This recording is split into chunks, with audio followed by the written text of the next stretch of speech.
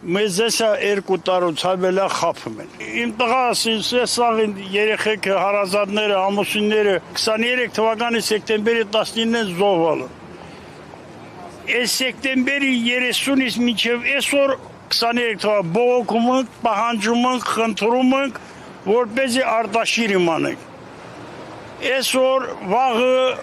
Ուղարկել ածի մոտ, ընդեղել է կեղծավոր դիմավորում, ես մեկ, սաղ սուտուն ասում։ Դան այդ կորաշի, որ գնած մանգած, տեղերը սաղիրյան հարազատն են իմանում են։ Եթե կոնկրետ պասխան չնի, էմի շաբաթ գալուն նստացություն կանելու, ոչ մեկը ստեղից դուրս չգնալու։ Մի քանի անգամ նամակ ենք ուղարկել վարչապետ Նիկոլ Փաշինյանին, իր աշխատակազմին։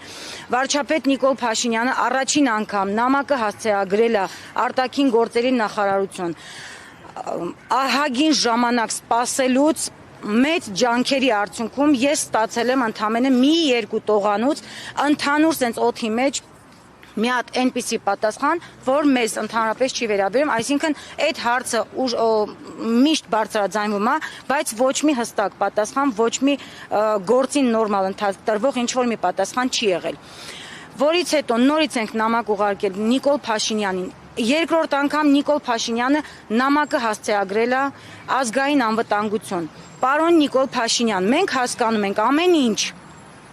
Եթե մենք նամակը ուղարկում ենք ձեզ, մենք ակնկալում ենք հստակ պատասխան ձեր կողմից որպես երկրի ղեկավար։